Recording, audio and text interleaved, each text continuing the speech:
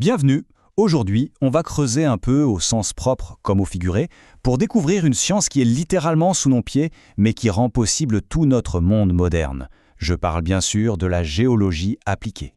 On s'est déjà posé la question, comment un immense gratte-ciel peut-il tenir debout? Ou comment un tunnel ne s'effondre pas sous une montagne? Eh bien la réponse à tout ça, elle commence juste là, sous nos pieds, dans ce monde invisible qui supporte absolument tout ce qu'on construit. Ok, voici le programme. On va commencer par le sol sous nos pieds. Puis, on définira la géologie appliquée. Ensuite, on verra la géologie en action. Pourquoi c'est un domaine si important? Et enfin, on parlera du plan directeur de notre planète. C'est parti. Première étape, donc, le sol sous nos pieds. On va explorer un peu les fondations invisibles de notre monde. C'est simple, hein? Toute notre civilisation, que ce soit les villes, les routes, les fermes, tout ça est bâti sur un paysage géologique hyper complexe. Un paysage qu'on ne voit presque jamais. Et bien sûr, comprendre ce monde caché, c'est vraiment la première étape, la condition sine qua non pour construire de façon sûre et durable. Ok, c'est bien beau de comprendre, mais comment on passe de la connaissance à l'action? Comment ça devient une vraie discipline scientifique? C'est justement tout l'objet de la géologie appliquée. Voilà la définition officielle. En gros, la géologie appliquée, c'est prendre tous les grands principes de la géologie et les utiliser pour résoudre des problèmes très concrets. Des problèmes qui touchent à l'ingénierie, à l'environnement ou même à la gestion de nos ressources. Et là, la différence entre la géologie pure et la géologie appliquée devient limpide. D'un côté, on a la question théorique, comment cette montagne ait bien pu se former. De l'autre, une question très pratique, vitale même, est-ce qu'on peut construire un tunnel à travers cette montagne sans que tout s'effondre?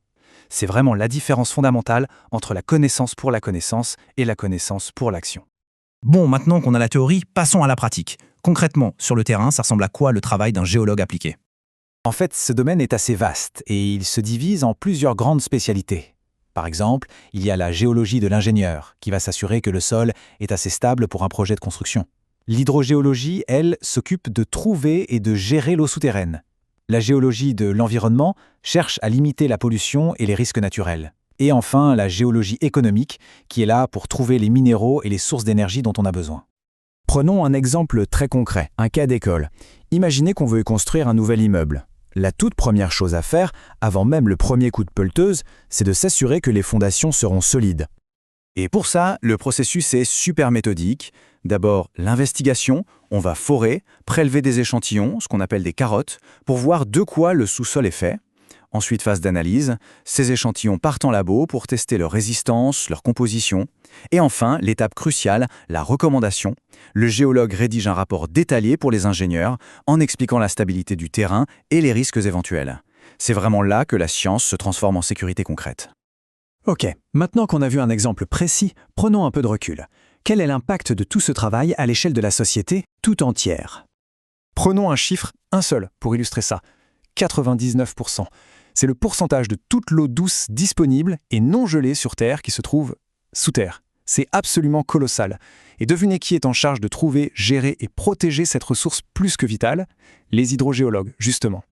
Et si on parle d'argent? Eh bien, ignorer la géologie, ça coûte une fortune. Un projet qui inclut une étude géologique dès le départ peut coûter, disons, 100 millions.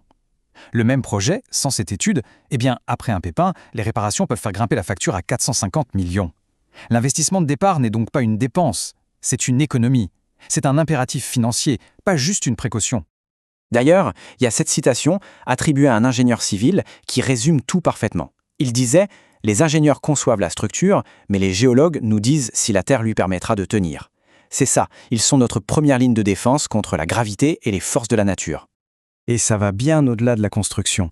Qu'il s'agisse d'alerter sur des risques de glissement de terrain ou de dessiner des cartes des zones sismiques, la géologie appliquée est tout simplement fondamentale pour la sécurité de tous et pour l'atténuation des catastrophes naturelles.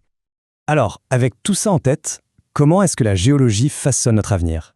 En fait, la géologie appliquée, c'est un peu l'architecture invisible de notre monde moderne.